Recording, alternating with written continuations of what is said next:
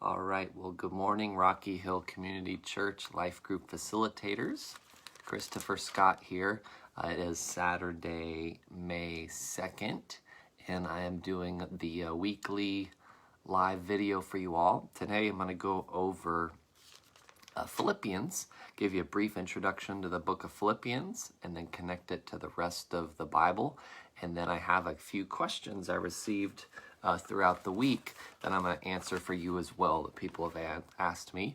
And if you happen to catch this video live here on Facebook, you're welcome to jot your question down there in the comments, and I will answer it and talk to you here. So I'll be on here from 6:30 a.m.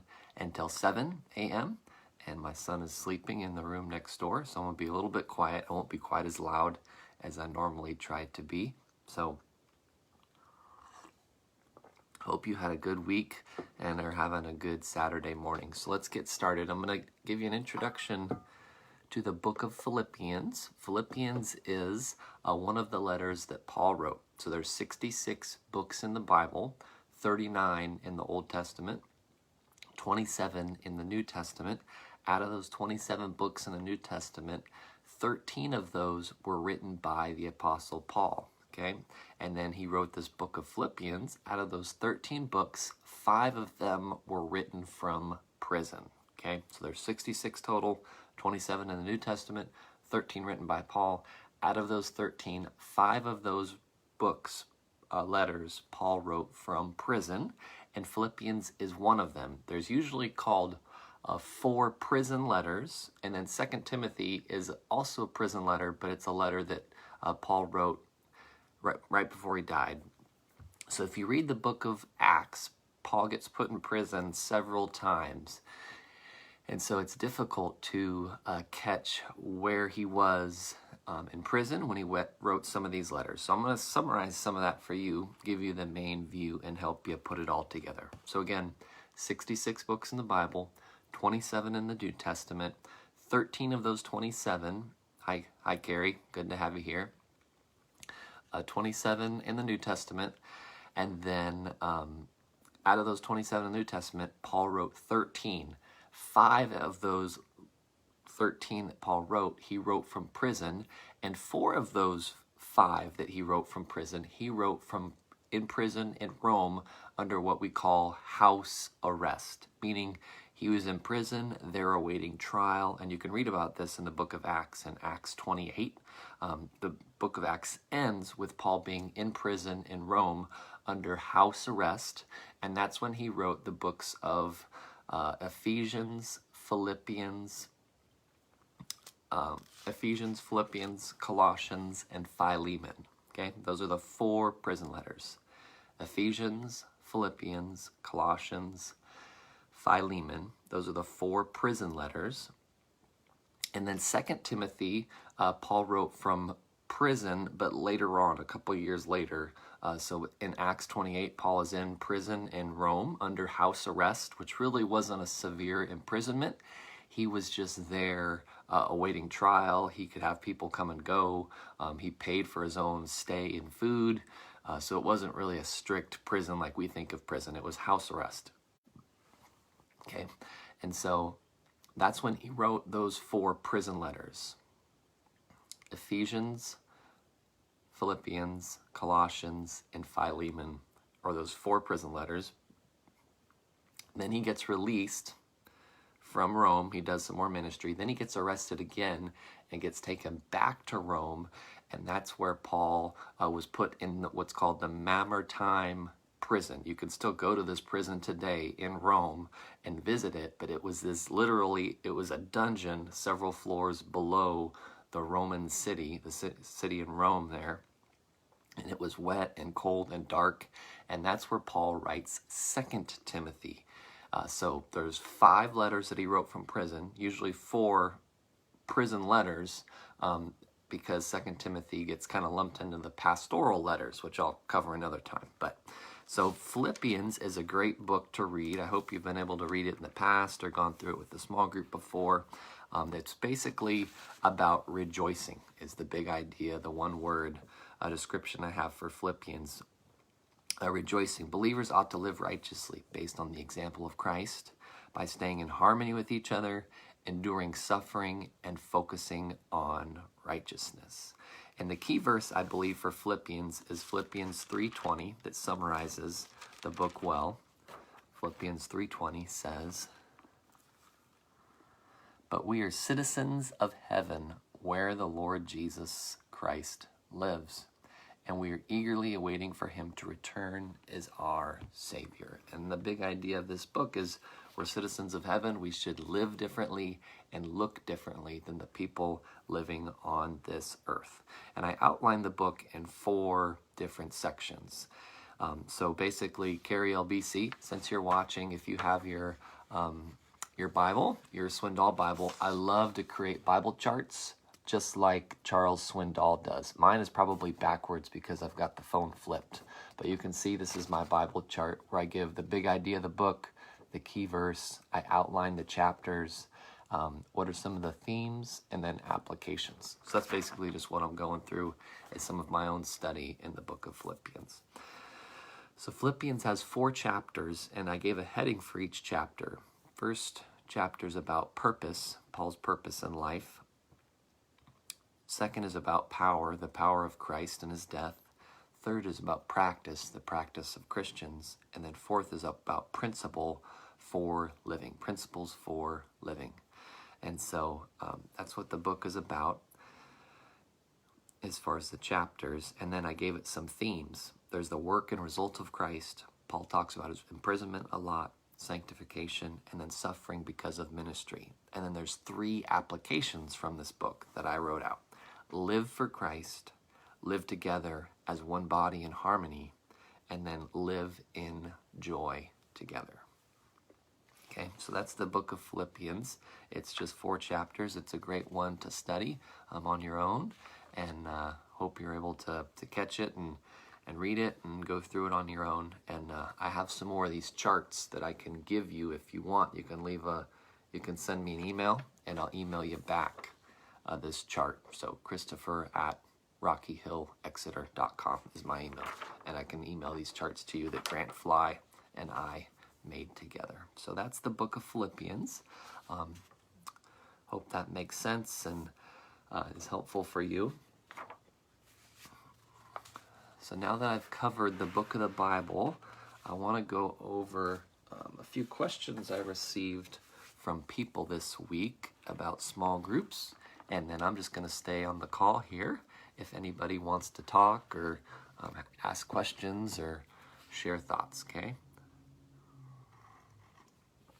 And that goes for you too, Carrie. If you have any questions, you can throw them in there. I think it's just you and I watching.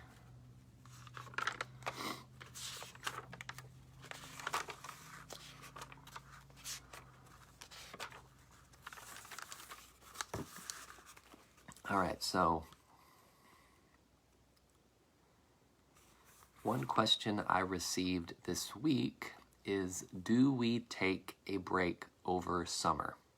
That was one question, okay? And the answer to that question is sure, if you want to.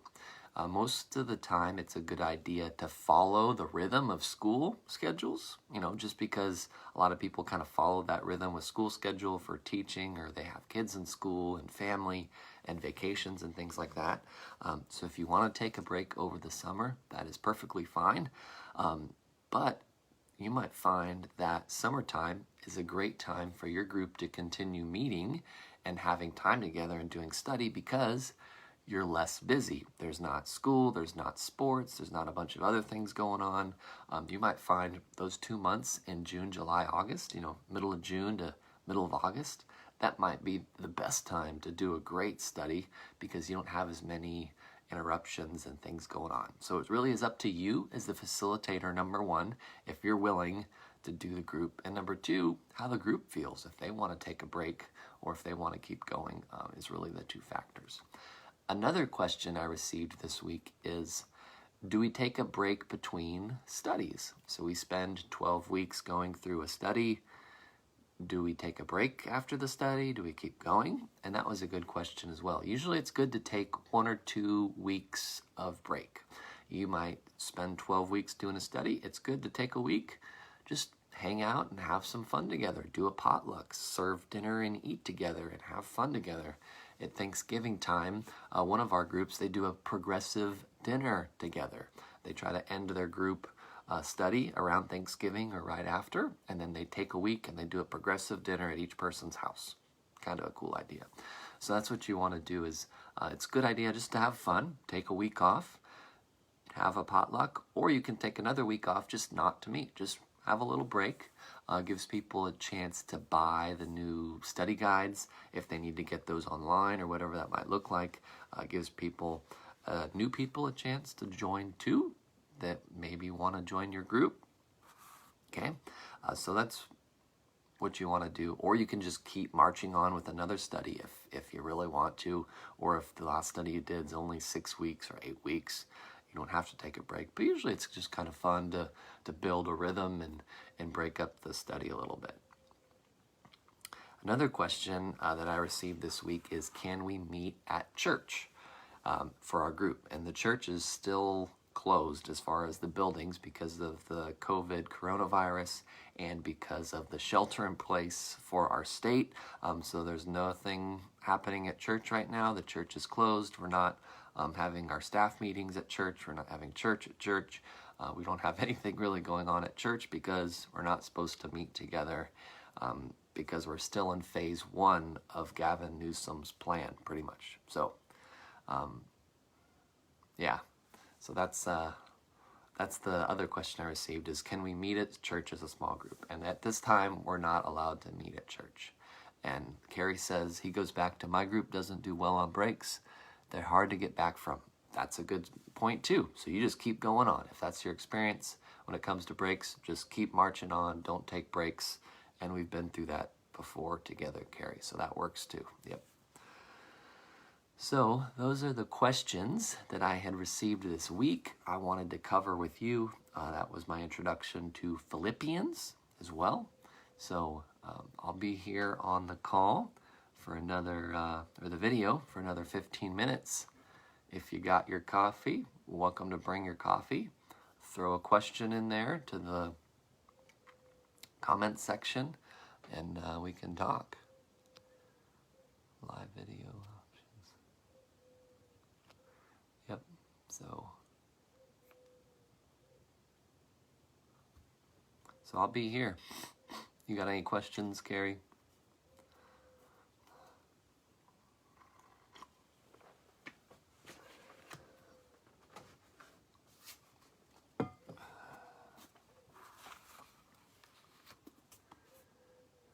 Can we video from the church house? That's a good question as well. I think it would be best if you videoed from home, because if you're at the church house, they're probably going to want to all go hang out with you down there, man. If they see you there, they're going to want you to, they're just going to show up, but it's up to you. If you can keep them away, I guess, sure. But yeah, I think it's cool just doing it from your house, just chilling like I'm at my house right now, videoing. But it's up to you, man. If you feel more comfortable, that's fine too, as long as they don't all show up. Because then if they all show up, that might cause issues. We can talk to David Welch about it too, see what he thinks. But yeah, it's up to you, man.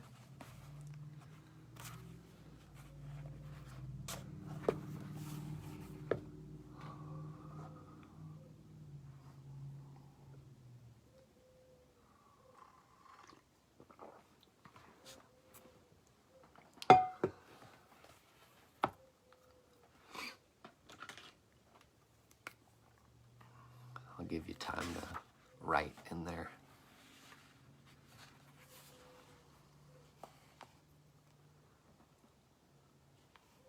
You're so cool, Carrie. They're going to want to all show up with you, man. So, but it's okay, I think. It's up to you. It's up to you. You should do it from your cool CSI office, man. From your private investigator office. Let them see what all the fun's about. Hey, this is my office. Yep. This is my office at home, at least.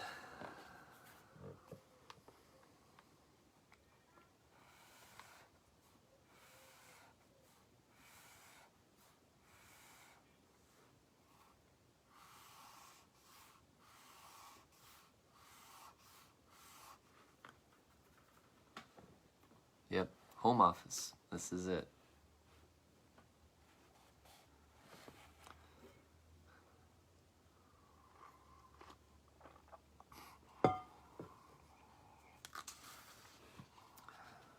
Oh, it's a mess? Mine's a mess or yours is a mess? Yours is a mess? Mine's a mess? We're both a mess. How's that sound? Both of us are a mess.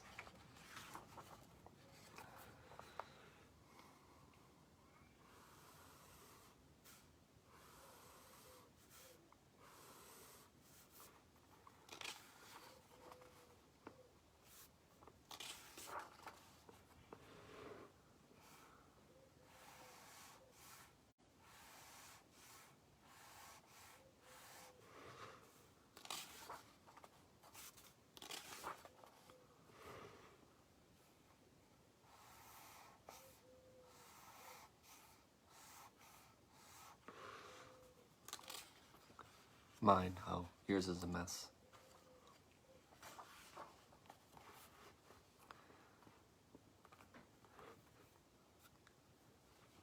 If you do Zoom, there's a way you can do a background, Carrie. So you won't have to worry about the mess if you want. You can put a picture as your background.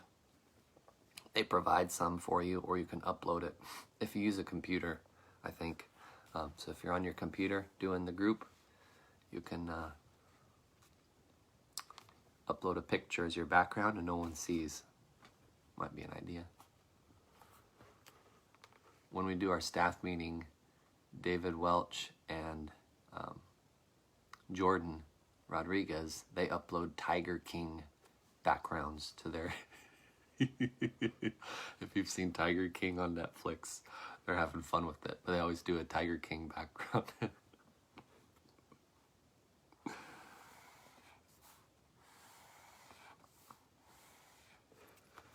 You ever seen Tiger King?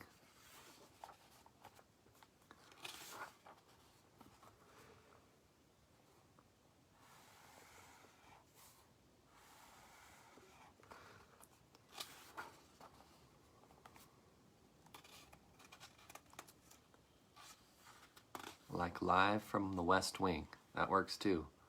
Live from the West Wing. The sun's popping out here. I better. What was that?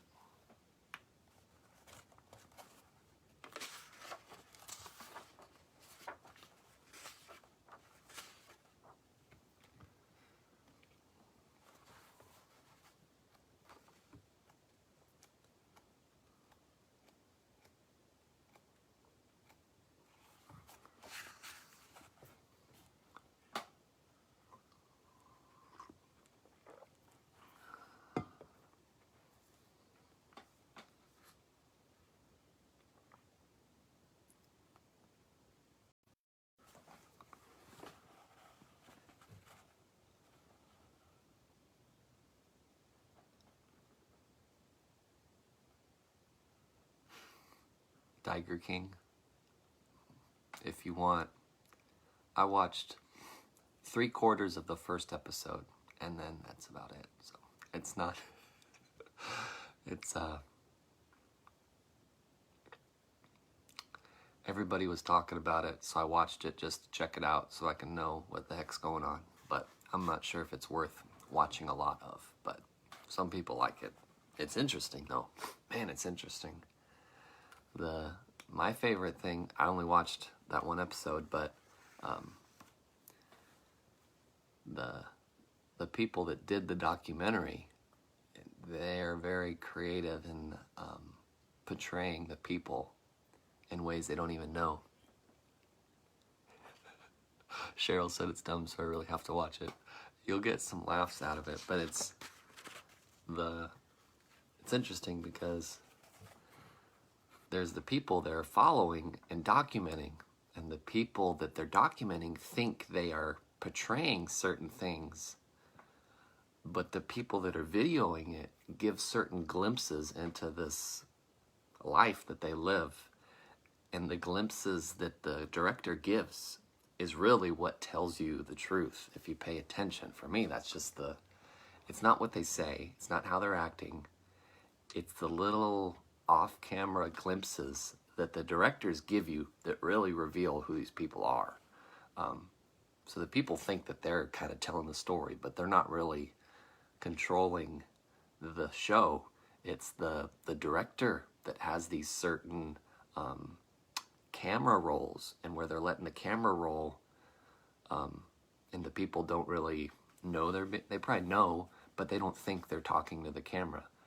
It's interesting. The director gives this behind the scenes look at these people that is truly the revealing part, not necessarily the direct documentary. So yeah, what's she doing up? Tell her to go back to bed. Cheryl, need to go back to bed. But Tiger King, can't believe I'm talking about Tiger King.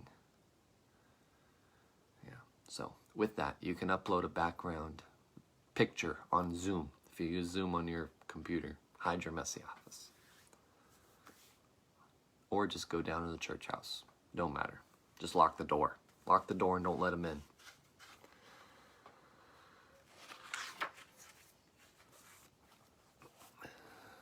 What's for breakfast, Gary? What are we eating? I got my coffee. Haven't been to McDonald's in months since all this stuff. Haven't eaten out in 2 months. Terrible. Terrible.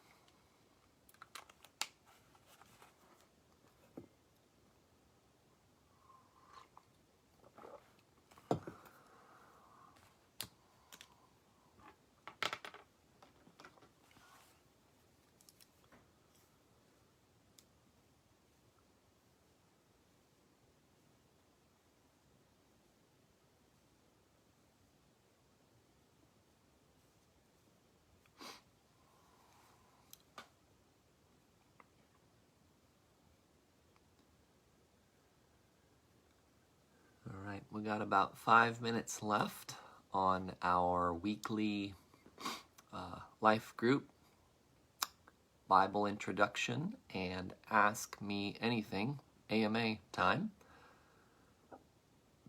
So if you have any questions or thoughts, you're welcome to leave a comment there. Carrie and I have been talking a little bit, and I gave an introduction to Philippians. So if you have any questions, you're welcome to leave one before we end in about 5 minutes.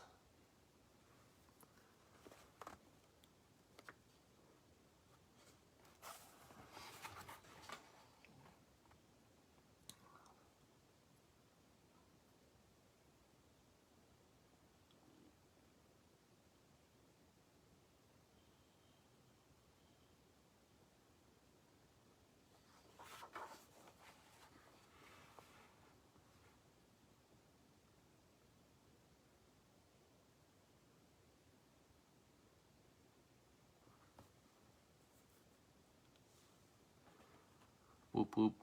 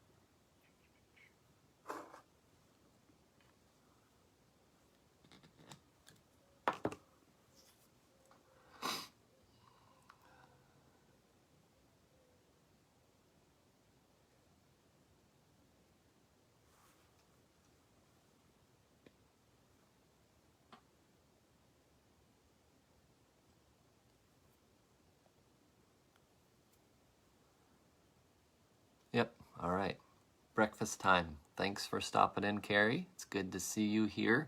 And next week I'm going to do a series, start a series on the 5 books of Moses in the Old Testament.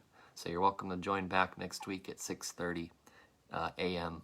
on Saturday if you want. Have a good breakfast. We'll see you later, Carrie.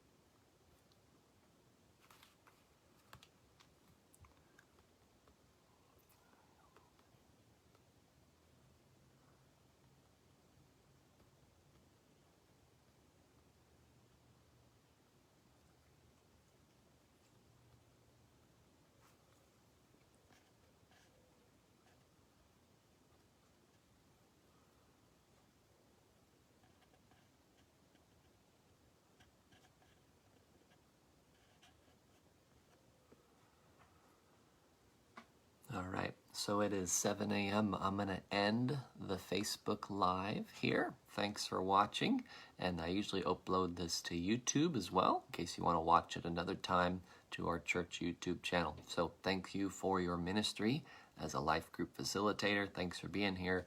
Thanks for allowing me to share a little bit with you about the Bible and give you some basic discipleship as a leader. And if you have any questions, feel free to throw them in the comments. Even after the video gets posted, if it's not live, you're welcome to put a question in there, and I will answer it next week on our time together. Thanks again, and we'll talk to you soon.